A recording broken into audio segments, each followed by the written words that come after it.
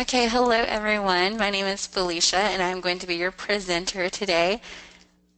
I would like to welcome you to our newest webinar, Available Accommodations in USA Test Prep. Just a brief introduction about me. I am a former classroom teacher. This is actually my first year out of the classroom. So I'm going to be showing you some of the accommodations that I utilized in my diverse classroom.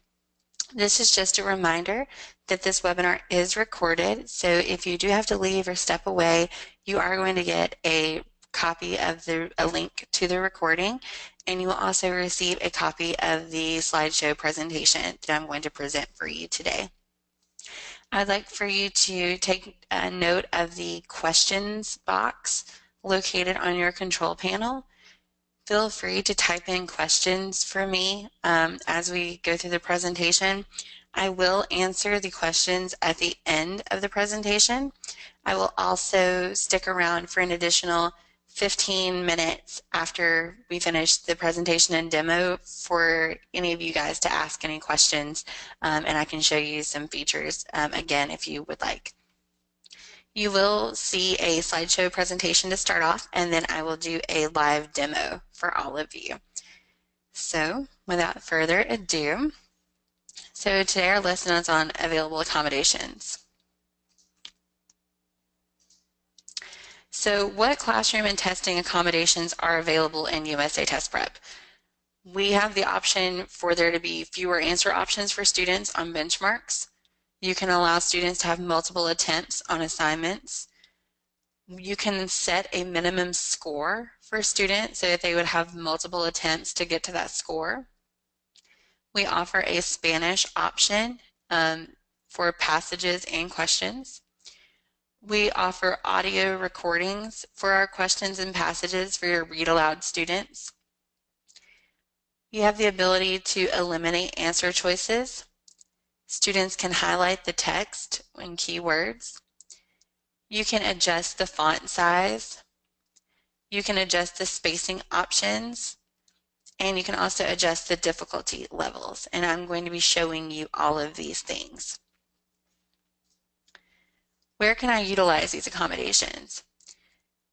They can be used for benchmarks, assignments, printable resources, and your projector-based questions and games.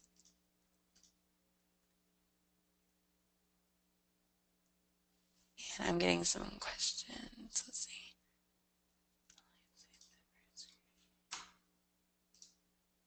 Okay, can you guys see my screen? I'm sorry, I guess it was not showing my screen before. Hold on one second. Let me start all over. Okay, raise your hand if you can see the screen that says classroom and testing accommodations. What classroom and testing? Okay, great. Thank you for bringing that to my attention. I think it just timed out on me. Okay, all right, so let me just repeat that. So there are the accommodations available. And then here's where you can utilize these accommodations. So we're going to go through benchmarks, assignments, printable resources, and projector-based questions and games. I apologize for the screen not changing with me. You will get a copy of this presentation, so you will be able to refer back to it. Okay, so benchmark accommodations. When a benchmark is created and saved, there's an option for you to make a duplicate copy. When a duplicate is created, it can be renamed and the settings can be altered to meet the needs of specific students. And I'm going to show you how you can do this. I always recommend making duplicate copies, especially if you're using a benchmark for a pre or post assessment. That's a great way for you to use the same questions for it to be common.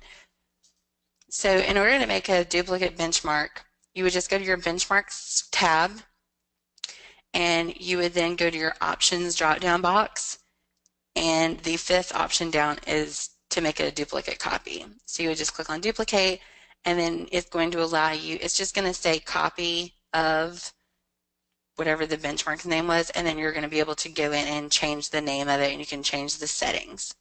So a lot of these accommodations that you might use in a classroom, you wouldn't use it for all of your students. You would just be able to use it for certain learners. So you're going to be able to make a copy of it Okay, so here are some settings and accommodation options for benchmarks. So when you go in to create a benchmark, the first thing you're going to do is give it a title, choose your test, and then you're going to get these options. So one option is allow students to view questions in Spanish.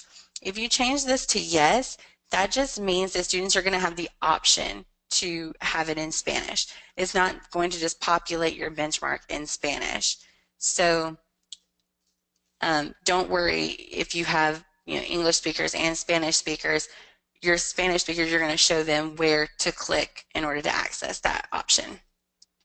The other one is reduce answer option. So some of you may have students who need 3 answer choices instead of 4. So this is going to go through and go ahead and eliminate an answer for them. Okay. The next option that is available is when you go to build your benchmark, in the top right corner after you select a standard, there's a drop-down filter that allows you to sort the questions. Our default filter is set on popularity. So you're going to get the questions that are the most popular on our site. However, you can adjust this to low difficulty, high difficulty, low and high DOK. So your accommodations don't necessarily, always have to be for, lower, struggling students. These can be used for your advanced gifted students to give them higher DOK levels. So that's an option for you. Once a benchmark has been assigned and students start working on it, this is what students see when they're taking a benchmark. So I just wanted to show you for a Spanish option and reduce answer choices. So you can see here the Spanish option, there it is. So any student could see this benchmark, and then you would just show your Spanish speaking students that they can click on this Espanol link and it'll translate it for them. The other setting that I was going to show you on this slide is the number of answers per question. So for question number 1, you can see that it has A, B, C, D, but A has already been eliminated for the students. So if you chose that setting for there to only be 3 answer choices, this is what it would look like for students.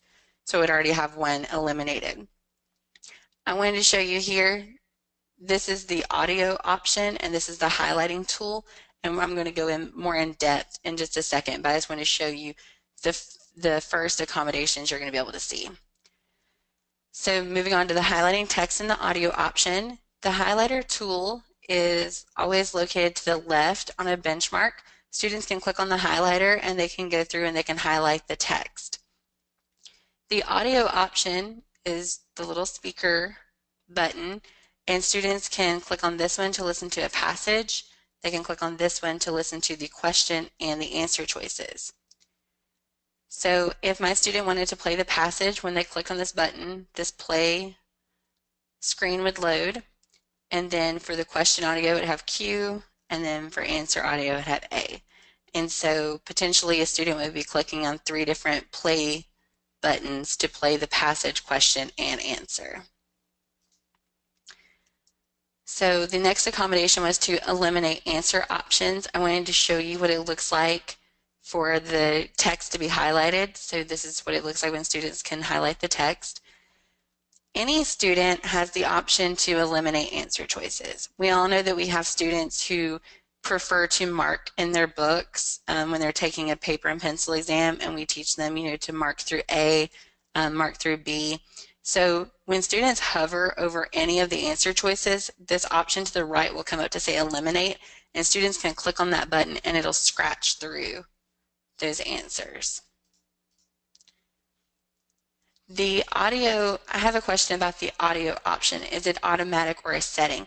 Our audio is automatic. So every single student is going to have this option up here. And so we always recommend if you don't want a student to listen to a question, remove their headphones. But yes, any student will have access to audio for every question on our site. Okay, so we have our Spanish option for passages. So this is what it looks like when you click the Spanish button. So when you click the Espanol, you can see that it translates the passage, translates the question, and translates the answer for students.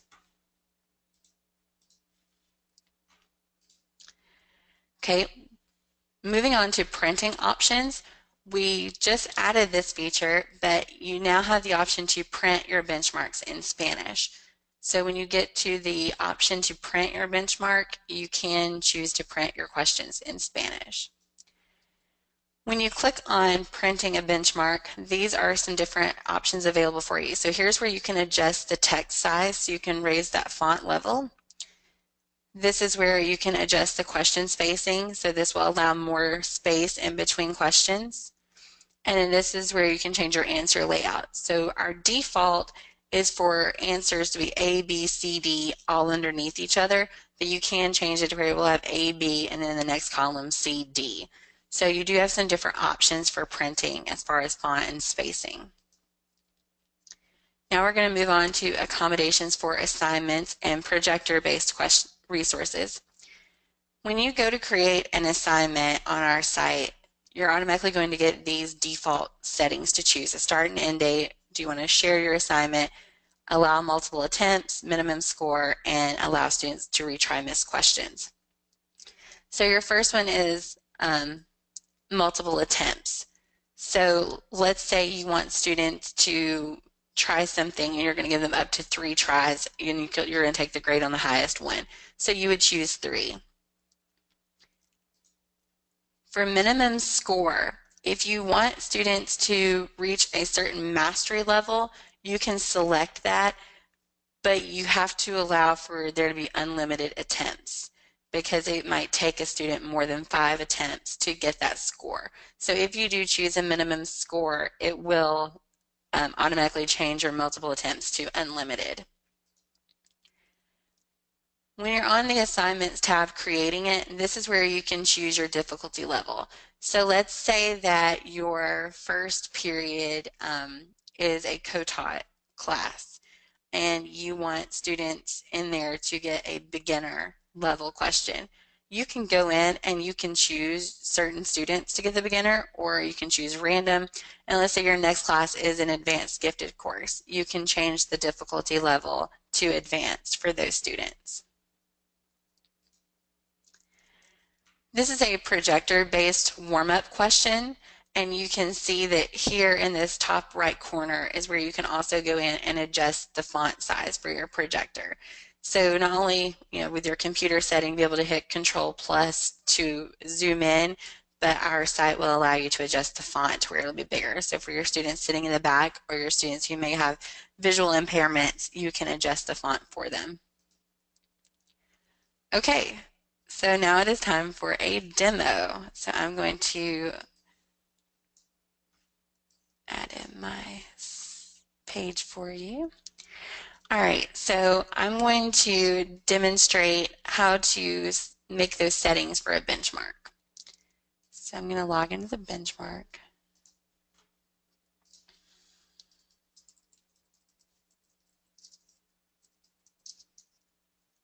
Okay, so I've named my benchmark, and this is going to be for my 6th grade ELA class. And here's these options that are available. So do I want students to be able to view these in Spanish? Yes, because I have 3 ESOL students in that class. Do I want the number of answers per question changed from 4 to 3? I don't want all of my students to have that option, so I'm going to keep it on 4 for right now, but in a minute I'm going to show you where we can change that. So I'm going to click continue. I'm going to customize to choose my own questions. And we're going to give an intensive pronouns test, and I'm just randomly picking some questions. All right, continue. No, no, no. And here is my benchmark that I've created, and I would like to save it. All right, so now if I go back to my home page, there's my accommodations webinar for you. Now, let's say I do have some students that I want to have fewer answer choices. I'm going to go in and I'm going to make that duplicate copy. I do want to do that. And there's my duplicate copy. And I can go in and edit it. And I can change the name. And I can change the name to where it looks exactly the same for my students. So we're just going to change this to accommodations duplicate. And now I can go in and change this to number 3. And I can click continue. I'm going to go ahead and go to my preview. And I'm going to save this one. And so when I go back to my home page and my benchmarks tab, there are my 2 benchmarks that I've created. Now, as far as the printing option, when I go down here to print, this is where I would say I want to print my questions, and I can now adjust. I made the font bigger, I put in more spacing between the questions, and I can adjust the way that my answers are laid out. So these are all some different ones. And one of my favorite things is you can tell your computer to remember this, and our site will remember your settings that you prefer. And you can always change them, but you can allow our site to remember it. So the next time you log in, these will automatically be selected for you. So then I would print my benchmark. Now let's go in and let's assign the benchmark. So I'm going to, I don't want to compare it. I would like to assign this. So I'm going to choose my first period. Now, remember what I told you about how you can select the students that you want to take the adjusted benchmark. So let's say I want Julio Jones to take the second benchmark, the duplicate copy, where I allowed him to only have 3 answer choices. So I'm going to click continue, and I want him to take this one. And then I would make these settings like I told you, and here are where the settings would come in for allow multiple attempts, minimum score. So I would allow him to have 2 attempts, but no minimum score.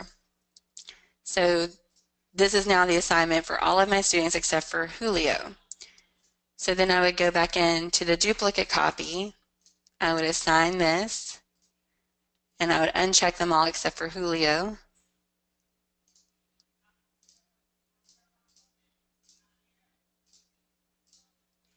And let's say I want Julio to, instead of getting multiple attempts, I want him to get at least 70% accuracy. So that was just letting me know that I have to allow unlimited chances. And then I'm going to save it. So now I'm going to show you what it looks like on a student's page. So I'm going to log in as Julio. And here's the benchmark for him. So we're going to begin. We're going to load the test. And you'll see it tells him 1 incorrect answer choice has been eliminated. So this one's already been selected for him, that he knows this one is wrong.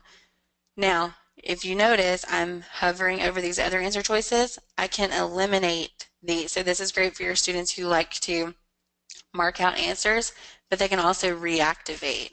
So if they're like, oh, A is totally wrong, but then they're like, wait a second, and they think about it, they can reactivate it. So just because they mark it out. And here is a tool where if you've been working with your students on highlighting, you can have them highlight. So you might highlight not contain, or you might have them go through and choose intensive pronouns like himself, and that would be highlighted. So this is what it looks like for a student, and we're just going to click save for me to complete later. All right. As far as the other accommodations that I showed you, if you went into just your resources and you went to projector questions,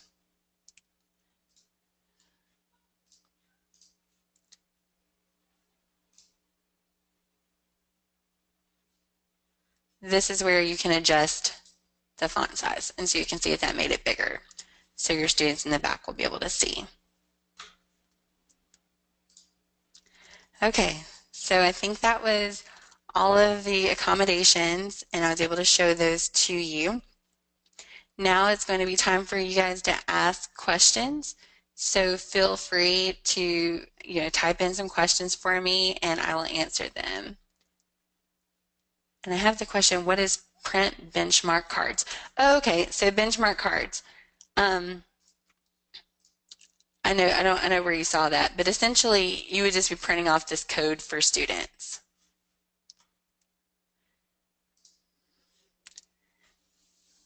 Because some benchmarks may not be created by a teacher, they might be created at a district level, and teachers might not be able to assign it, but you can give them that code. Okay, so other than creating basic questions, how can we add other content to the USA Test Prep website? At the moment, the only things that you can add are questions on a benchmark, and you would do that with your favorites tab. And you can create a new question here, and you would choose which content area you would want to add it to, which domain and standard, and then you would author it. You do have the option to add in graphics, passages. You can use our graphics and our passages, or you can upload your own. You must include a question with answers and an explanation. So that's where you can add that. But at the moment, that is the only option for adding content onto the site.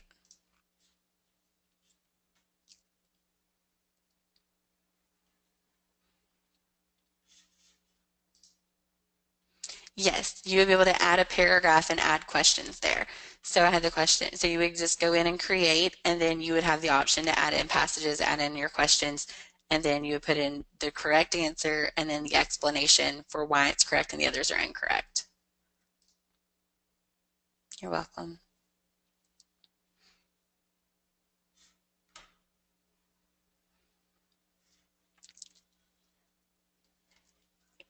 Feel free to ask any questions. I can go in and I can show you something again. I don't mind. If you are ready to sign off, you're more than welcome to sign off. You will receive a link to the webinar and to the presentation for you to utilize later. Where did the videos come from? We uploaded them and created them in-house. Oh, you're welcome, Ms. Gordon.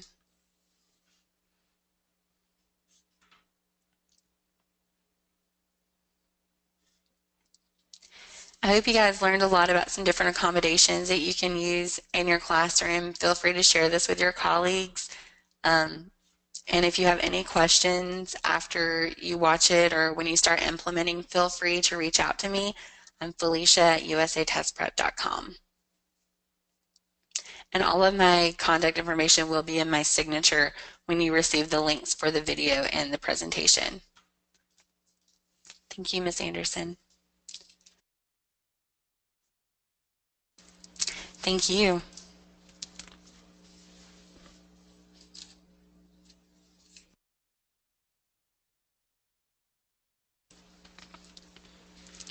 I know that I had a question. Okay, so I found the flash. Okay, so Miss Myers, let me show you. So Miss Myers was saying that she uses the vocabulary flashcards and what else is useful for her students. I'm just going to show you something that I did in my classroom that really helped my students. So I'm going to log in as one of my students, and I'm just going to show you kind of what I modeled for them. So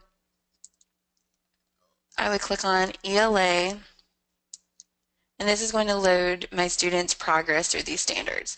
So you can see that Mr. Jones has interacted with a few of my standards, and our dot rank, our dots change colors based on mastery. So when you have a pink dot, that means that his mastery level is 66% or less. So what I would do is have them click on the standard and interact with the content this way. So they would start off, I made my students work out of order. I had them start with the videos first to build background knowledge and activate prior knowledge. So they were familiar and had like little mini lessons. Then I had them move to the vocabulary like you had suggested. The vocabulary is very helpful for them to get familiar with the academic terms. Then I had them move into the questions, so they were exposed to 10 randomly generated questions from that standard that were multiple choice. And then once they had done the questions, I had them move to the performance task where they're going to be more interactive and rigorous with the students. So that is, that's just one way that you can work with students, and you can always go to their progress report. And I conference with my students every other week, and we would set up goals for them to work on and how they could go in and work on this plot standard. And then the next week, we would move on and add in some new goals for them to work on. So it's a great way to make the learning responsible for them and to put it in their hands. Okay, Miss Graybrooten, if you have any questions, let me know.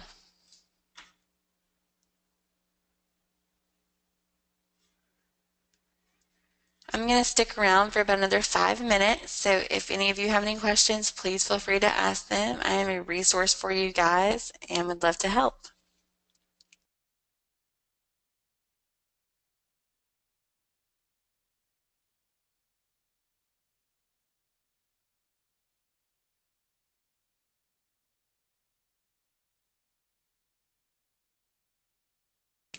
When you are ready, feel free to log off. Thank you so much for coming by today, and you will receive a copy of the presentation and the webinar.